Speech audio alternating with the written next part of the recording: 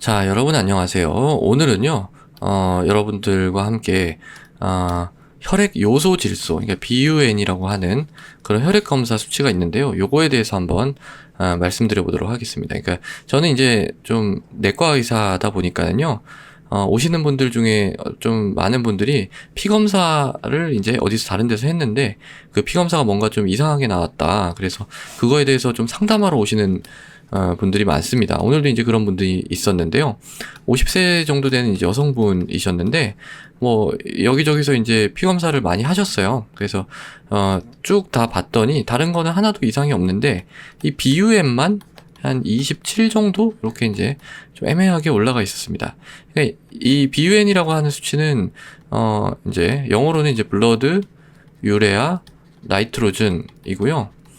이게 한국말로는 이제 혈액 요소 질소에 해당이 되겠죠. 요소 질소에 해당이 되는데, 사실 노폐물이라고 보시면 돼요. 노폐물이라고 보시면 되는데, 노폐물이 약간 이제 올라가 있는 겁니다. 27 정도면은.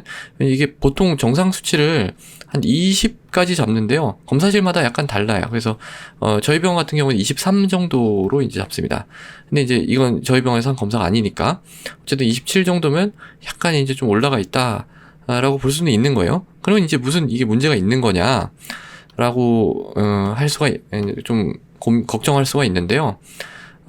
이게 이제 사실은 콩팥 기능의 척도거든요. 프라이머리. 그러니까 1차적으로 이게 올라갔을 때 생각하는 거는 콩팥 질환입니다. 그래서 이제 콩팥 질환과 관련된 다른 지표가 있잖아요. 제가 말씀드렸던 크레아티닌이라고 하는 지표, 또는 뭐 유릭 애시드, 요산도 약간 그런 지표가 될 수가 있는데, 이런 것도 봤는데 다 괜찮았고, 다른 일반적인 피 검사 다 이제 괜찮았거든요. 그래서 이런 경우에는요, 결론부터 말씀드리면 뭐 큰 문제는 없습니다. 그러니까 이게 또 콩팥 질환 있을 때뿐만이 아니라 약간 탈수가 되거나, 또 뭐 단백질 섭취가 최근에 많이 했거나, 그러니까 고기를 최근에 많이 드시거나, 요럴 때는 요 정도까지 좀 올라갈 수가 있습니다. 그래서 이럴 때는 저는 그냥 보통 이제 안심을 시켜드리고, 뭐 정 걱정이 되시면은 한 달 정도 있다가 한번 다시 한번 좀 체크를 해보자, 이렇게 이제 말씀을 드립니다. 근데 솔직히 얘기해서 뭐 별로 체크할 필요는 없다고 생각을 해요. 근데 하지만 이제 수치가 뭐 27 이 정도가 아니고요. 예를 들어서 뭐 수치가 40, 50 이렇게 올라갔다 이러면은 그거는 이제 사실 문제가 있을 가능성이 꽤 있는 거죠. 그래서 이제 이걸 말씀드리면서 오늘은 이 BUN에 대해서 약간 더 말씀을 드리면은요. 이 BUN, 우리가 이제 음식물을 섭취를 하잖아요. 음식물을 섭취를 하면 그 음식물은 이제 대부분이 탄수화물, 지방, 단백질 이렇게 구성이 돼 있거든요. 탄단지라고 하죠. 근데 이 탄수화물하고 지방 같은 경우에는 그 원자가 탄소, 그리고 수소, 산소로 보통 이루어져 있습니다. 근데 단백질 같은 경우에는 이 탄소, 수소, 산소, 그리고 질소가 하나 더 이렇게 들어가 있거든요. 그래서 얘네들이 이제 어떻게 나중에 우리 몸을 빠져나가는가를 생각해 봤을 때는, 이 탄수화물하고 지방 같은 경우에는 이 CO, 얘는 CO2, 이게 이산화탄소죠. 이산화탄소로 날아가면 그만이고요. 호흡해서 날아가 버리면 그만이고, H하고 O는 또 H2, 물로 되니까 물하고 이산화탄소로 다 나가버린 그만이죠. 단백질 중에서도 이 CHO는 마찬가지인데, 문제는 이 질소입니다. 그래서 우리 몸에서 이 질소를 내보낼 수 있는 장치가 되게 복잡하게 만들어져 있는데요.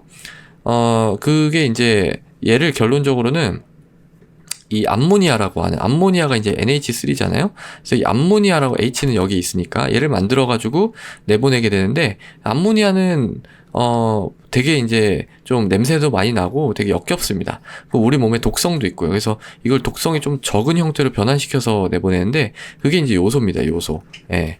그래서 이 요소로 내보내는, 우리 몸에서 이제 요소 회로를 통해서 이 질소를 처리해서 이제 소변으로 내보내게 되는데요. 이 혈액 요소 질소라는 게 바로 이 요소에 있는 질소, 그런 뜻입니다. 그래서 이 혈액 요소 질소는 단백질이 최종적으로 분해돼서 우리 몸으로 나가기 전에 이제 형성이 되는, 그런 간에서 형성되는 건데, 어쨌든 그런 물질이라고 보시면 되고, 얘가 이제 신장으로, 콩팥으로 배설이 돼서 나가야 되는데, 만약에 콩팥 기능이 떨어져 있다 그러면은 얘가 배설이 잘 안 되니까 이게 올라갔겠죠. 그래서 이제 얘를 체크하는 거고, 얘가 만약에 올라가 있으면 이게 혹시 콩팥 기능이 뭔가 문제가 있는 거 아닌가? 이렇게 이제 의심을 해볼 수가 있는 거죠.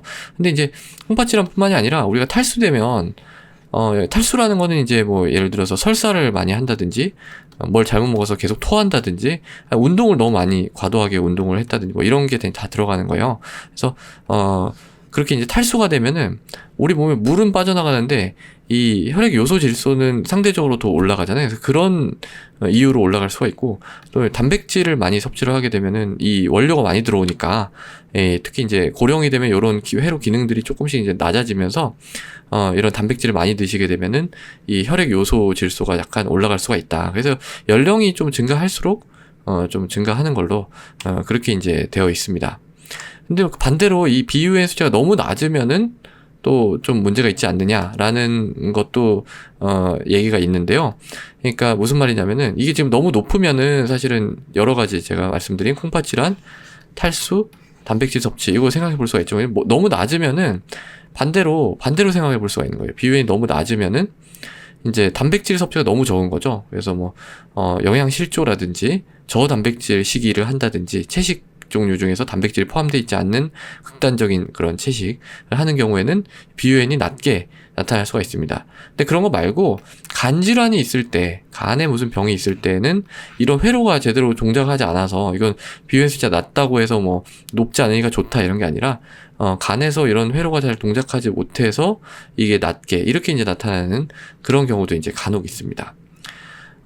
그래서 오늘은 이 혈액 요소 질소라고 하는 BUN 수치에 대해서 말씀을 드렸고요. 정상치는 20에서 23 정도 아래가 이제 정상이긴 하지만 이게 만약에 27 정도다 이러면 이제 약간 애매하긴 한데 조금 지켜볼 수 있는 수치고, 만약에 한 40, 50 이렇게 이제 증가를 했다 그러면은 약간 신장 기능에 이상이 생겼을 가능성이 높기 때문에 다른 어떤 콩팥 질환의 인자들을 반드시 좀 확인을 해볼 필요가 있겠고, 콩팥 질환 아니라 할지라도 뭔가 다른 어떤 상황 때문에 이 BUN이 올라가 있는지를 이렇게 탐구해 봐야 될 그런 필요가 있습니다. 자, 그래서 오늘은 이 BUN에 대해서 한번 말씀 드려봤습니다. 오늘도 경청해 주셔서 감사합니다.